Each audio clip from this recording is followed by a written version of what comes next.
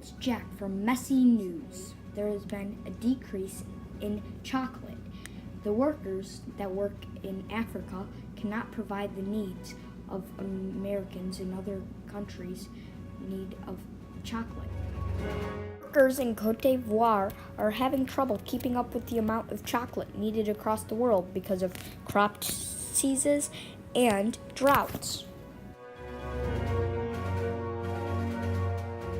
Young adults are abandoning cocoa farming. Mars, Hershey, and Nestle are all investing $1 billion to help cocoa farms.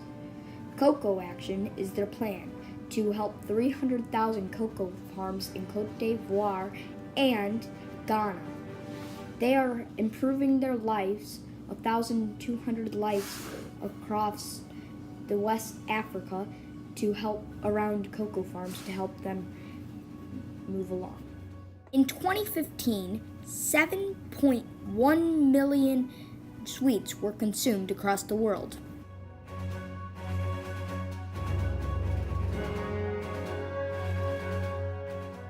Certain farmers only make 50 cents per day. Over 2 million kids were put to work on cocoa farms, even though it was illegal in Ghana and the Ivory Coast.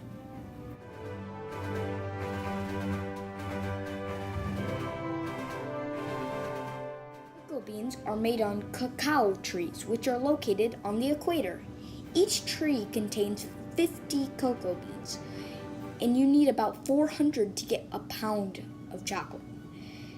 I think you can do the math. So that means you need 8 trees if you're going to pick every single cocoa bean on that tree. So next time you go to the store, don't get so much chocolate, but if you do, be grateful. This is the worst drought in 30 years in Africa. And India and China, with the biggest populations, are eating more and more chocolate. And diseases are also stealing around 35% of the crops they are making in Africa. Mars is building cocoa farms to maintain tools they need.